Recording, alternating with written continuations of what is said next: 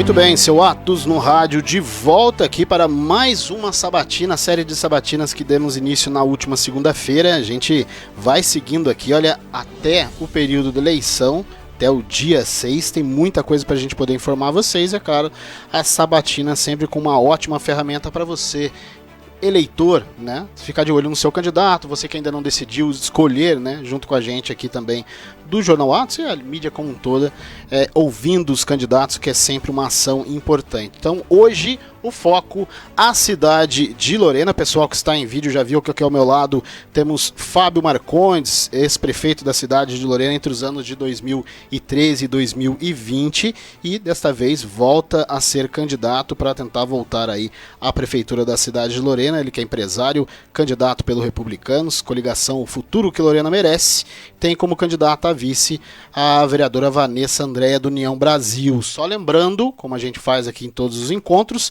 sabatina tem duração prévia de 22 minutos, serão 5 perguntas divididas em temas como saúde, educação, cultura, economia, gastos públicos, infraestrutura, obras e uma última pergunta sobre política, né, mais vinculada à política em volta da persona do candidato.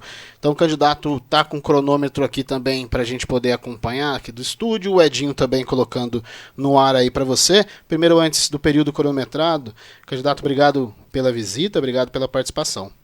Eu que agradeço, Francisco, agradeço toda a equipe, ao pastor, agradeço o espaço democrático, né? Todos aqui, todos os candidatos, e essa participação é muito bom porque a gente levar a informação para que o eleitor tome a decisão é dele. É isso mesmo. Então vamos lá então. A Bruna está colocando aqui cronometrado para a gente junto com o Edinho, certo? Então vamos lá. Candidato, começar pela economia. No seu plano de governo vocês citam a possibilidade da criação de polos industriais. Lorena tem foco comercial, mas também industrial. Como é que funcionaria esses dois polos? O que vocês planejam com relação até atrair novas indústrias? Olha, a nossa ideia, né, é respeitando a legislação, que é o mais importante. Hoje não acontece isso, uma desobediência à Lei 8666, nós vamos partir para as parcerias público-privadas. A PPP é importante, a iniciativa privada conseguir desenvolver polos com isenção de impostos, etc., com preços atraentes para a gente obedecer à Lei 8666. Você não pode hoje sair doando terrenos sem o devido chamamento público. Em casos excepcionais, do interesse coletivo da maioria, uma coisa de um volume muito grande para uma indústria, existem as exceções que nós vamos trabalhar. Então nós temos que desenvolver, porque você não pode ficar pondo uma indústria num bairro, no centro de um bairro, uma indústria no outro. Você tem que concentrar isso para se tornar uma região industrial, para você poder dar todas as infraestruturas necessárias ao local, desde saneamento, energia elétrica, etc., segurança, e que não incomode a população, que não haja essa relação, né? Empresa trabalhando de madrugada, você vizinho com alguns problemas que acontecem, nós vamos seguir a isso, buscando a iniciativa privada. Se não for a parceria público-privada, nós vamos caminhar para incentivos para que isso possa acontecer. Lorena tem áreas para esses dois polos? Não? Lorena tem uma dimensão imensa. Nós temos aí o lado de lá na Dutra, né? Nós temos do lado de lá é o shopping e o Novo Horizonte, praticamente é a margem da Dutra. Nós temos muito espaço para esse polo. Muito. Por isso que tem que ser bem pensado e planejado. Não é indústria para agora, é indústria para ela estar localizada há 20, 30, 40 anos. Então nós temos que fazer esse discernimento, saber pensar na cidade para o futuro.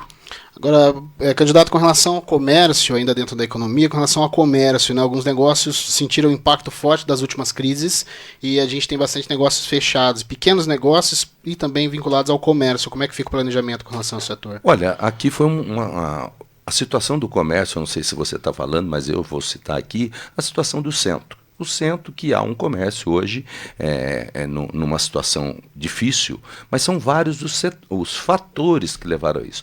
Primeiro, os altos custos da instalação no centro e a falta de mobilidade e estacionamento há anos vem migrando para as grandes avenidas. Tomás Alves de Figueiredo, São Tomás, 7 de Setembro, Marechal Argolo, Targino, houve uma saída para esses comércios, uma menor atração para ir para o centro. Você não consegue estacionar, uma série de dificuldades e tudo mais. E a outra situação é uma baixa densidade, pouca gente morando no centro. Pouca gente morando. Casas grandes com 2 moradores, 3 moradores, isso diminuiu-se também o consumo. Você vê hoje, não tem supermercado no centro porque não tem consumo. Saíram para as redondezas da cidade, onde estão, porque tem estacionamento, terrenos maiores e tudo. Então nós temos que olhar muito agora para o centro. Como nós vamos fazer esse adensamento? Como nós vamos melhorar? Através do quê? De um projeto de revitalização imobiliária do centro. Nós temos isso em mente, está no nosso plano, não detalhadamente, porque depende de Câmara Municipal, incentivos à construção civil no centro para adensar o centro. Ter mais gente morando no centro, aí sim você volta naturalmente o mercado e a prefeitura direcionar, orientar para onde o que queremos em cada setor da cidade. Muito bem, vamos para a saúde, eu acho que é um dos principais temas hoje, né? O senhor tem feito alguns relatos e avaliações das suas próprias redes com relação à própria saúde também. Na avaliação, o que tem que ser prioridade dentro do setor? Efetivo médico, estrutura, qual seria? Olha, a saúde... Francisco, vou tomar uma liberdade de dizer, eu estou sentindo uma sensação nessa campanha agora. Das tragédias de 2012, nós vencendo, nós vamos assumir as tragédias novamente. Ou seja, o retrocesso de 2012 está evidente. A saúde é um caso à parte com uma gravidade, que ela hoje é pela negligência e incompetência. Antes, quando eu assumi, era pela desestruturação do sistema. Nós não tínhamos mão de obra da saúde, era tudo terceirizado e tal. Hoje nós temos um bom parque, bons funcionários, mas não temos administração. Então é um processo novamente de recuperação de tempo.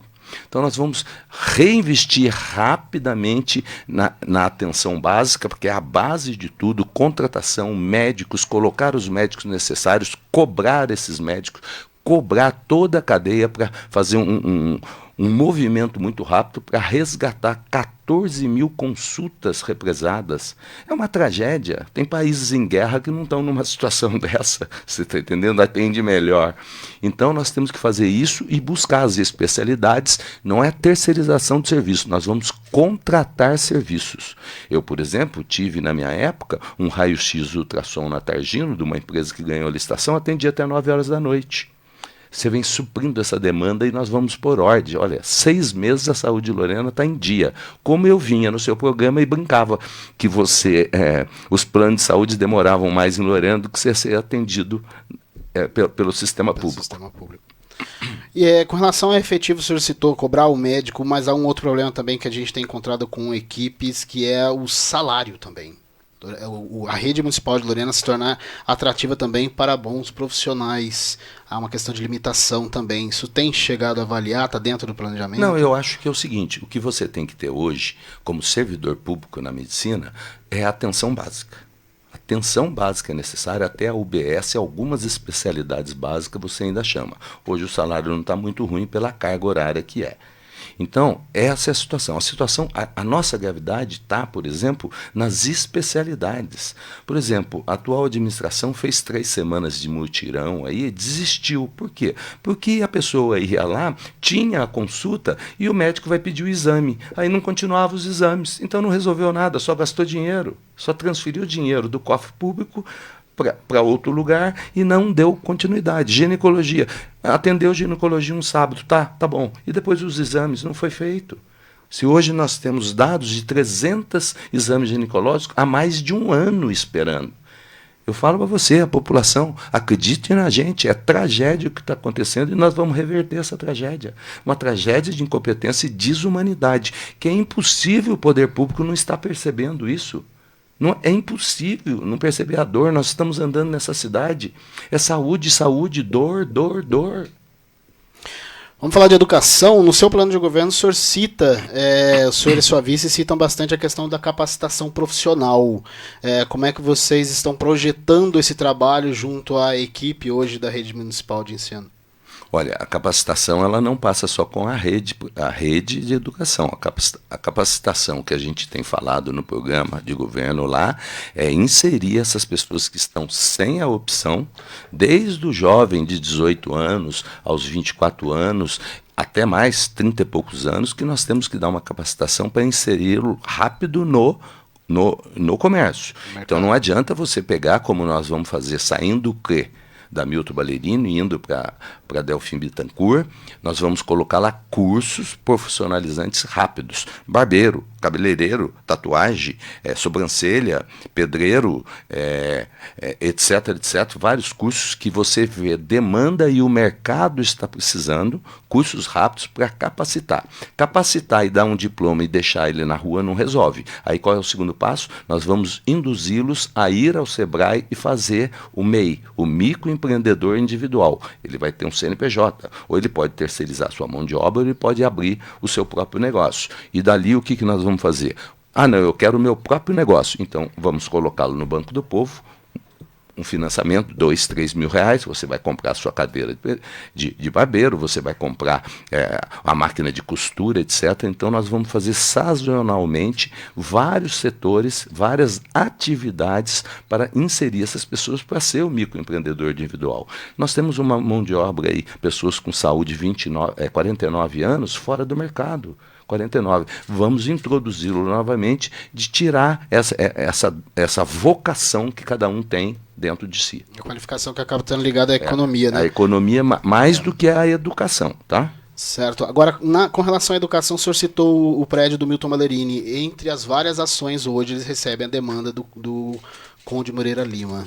Essa é uma outra questão e hoje talvez é uma das maiores da educação. Como se resolver o problema Conde Moreira Lima? O problema do Conde Moreira Lima, ele começa quando nós tivemos que desocupar o antigo Conde Moreira Lima no centro, de não ter mais condições. O Conselho Municipal de Educação me deu o aval para levar para o SESI. Coincidiu que o SESI estava entregando uma escola em perfeitas condições no fim do meu mandato. Ela foi para o prédio novo, nós colocamos com todas as condições o Conde lá, não houve reclamação, 4 anos sem manutenção, a escola está caindo. Aí, improvisadamente, colocaram essas crianças na Milton Ballerini, que é um absurdo, porque tem Milton Ballerini, tem CRE, tem EJA e tem os cursos profissionalizantes.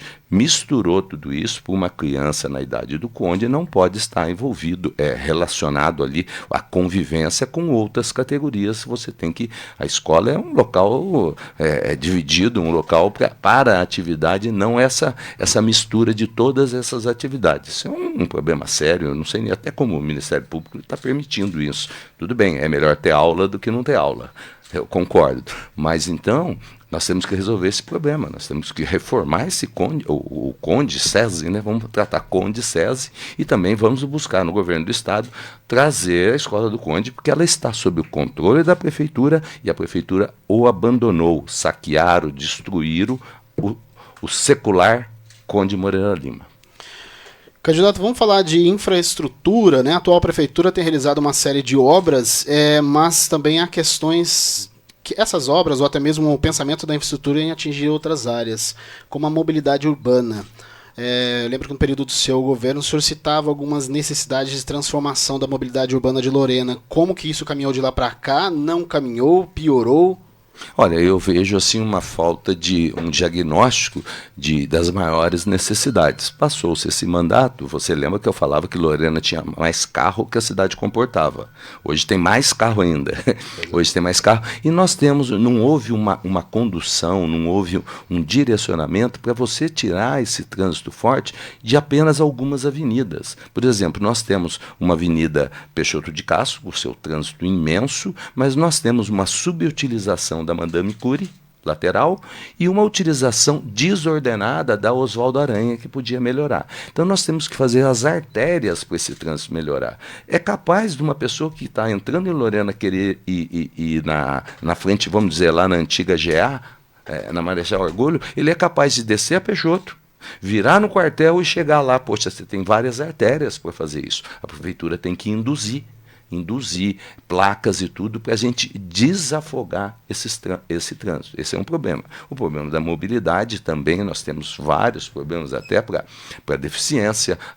As ciclovias, não se fez mais nada sobre ciclovia, que é necessário. Então, eu acho que houve uma paralisia de uma continuidade de um trabalho de mobilidade que vinha sendo feito. O senhor tem acompanhado a obra ali da Avenida Brasil, por exemplo, que para a atual gestão seria uma outra utilização para ampliar a demanda, isso. É uma boa artéria, mas tem um pedaço sem calçar ainda. Eu não vou entrar em questão aqui o porquê não. Eu acho que mais ligado a prioridades, a ideia. Se fosse eu, o que eu fazia? Eu asfaltava a Avenida Brasil meia pista. Se asfalta as duas pistas e não acaba e deixa um buraco no meio, é melhor. Então você gasta o asfalto de um lado só. Eu gastaria de um lado só e nós teríamos essa artéria aí. Diminuiria um pouco o estacionamento para você fazer o vai e vir, o contrafluxo nela, mas fazia só de um lado. Depois eu fazia de outro. Agora não, fez um pedaço, pula nas duas. Trocou 6 por meia dúzia, não resolveu. Continuamos com barro, lama e poeira. Então eu acho que está errado, foi errado. Falta de experiência, não resta dúvida. Então, ela tinha, mas a Avenida Brasil vai aonde? Sai do Secap, sai do Santo Antônio e chega aonde? Então, você tinha que fazer uma via de artéria, passando ali perto do Parque Mondesir, aproveitar, recapear, jogar, levar isso para atravessar para o lado da olaria para chegar do outro lado. Então, tem que ser muito pensado. Faz-se um local, mas não pensa para extravasar o trânsito. Agora, ainda com relação à mobilidade, porque a gente está focando aqui, citando junto a obras, mas o serviço prestado, transporte público, por exemplo, Lorena, tem uma dificuldade muito grande, até cultural. Como qualificar o transporte público e como possibilitar a utilização de menos carros na rua? Veja bem, o caso do transporte público é uma outra situação. Eu sempre vinha aqui e falava que o transporte público tinha uma baixa utilização na cidade. Ele não é viável economicamente, mas de lá para cá houve uma deterioração completa do transporte público. Você vê os alunos da USP reclamando, as pessoas, os horários não estão. Eu entendo até, e um prefeito ele tem que ter muita prudência para uma decisão de tomar agora, que nós vamos tomar, porque o mercado do transporte público na cidade de Lorena, o transporte coletivo, ele não é atraente. Então, o que nós temos que fazer? Com a própria empresa, abrir uma discussão de um novo modelo de transporte, micro-ônibus, linhas, licitar linhas. Nós vamos sentar no diálogo para dar uma solução imediata ao transporte coletivo público da cidade de Lorena. Do jeito que está, não vai ficar. Muito bem, vamos falar de política agora, nosso último tema. Candidato, assim como a candidatura do seu principal adversário, o senhor acabou também recebendo ex-adversários políticos e o senhor passou por um período de 8 anos praticamente de uma guerra política. Como é que o senhor pretende atuar, primeiro, para garantir governabilidade, é lógico que tem uma eleição também, a vereadores vindo aí, garantir governabilidade e atuar junto à possibilidade de uma oposição sem uma guerra política que possa prejudicar o seu governo e diretamente o morador? Bom, as transformações da minha aliança que você falou, eu já deixo muito claro aqui, uma transformação transparente, porque o objetivo era qual? O objetivo era fazer uma frente ampla de oposição ao caos que está na cidade de Lorena. Esse é o ponto. Então, na política você tem que ceder. Ceder sem passar dos limites de compromissos para uma futura gestão. Não há compromissos espúrios, não há nada disso, loteamento, não há negócios comigo. Você sabe que não há negócios comigo. Então nós criamos essa frente única e muito forte, por sinal, para enfrentar essa máquina pública que fez essa tragédia nessa cidade de Lorena. Segundo ponto importante de se falar, houve uma migração do meu lado para o lado de lá. Então eu acho muito estranho o atual prefeito, por exemplo, ficar usando o horário eleitoral para falar de nomes. Já é assunto encerrado entre nós, as coisas que aconteceram, falou-se de um lado, falou-se de outro, é assunto encerrado, superado na minha aliança. Então fica essa situação que é antiprodutivo ao próprio cidadão. Então, ele tem pessoas lá que têm críticas, ele tem aliança, por exemplo, com Elcio Vieira Júnior, jamais eu faria isso, hoje é o homem forte dele, o homem dos negócios com o dinheiro público, etc. Então, eu não é esse o debate, não é produtivo. Sobre a minha aliança, cuido eu e sei como fazer. Está entendendo?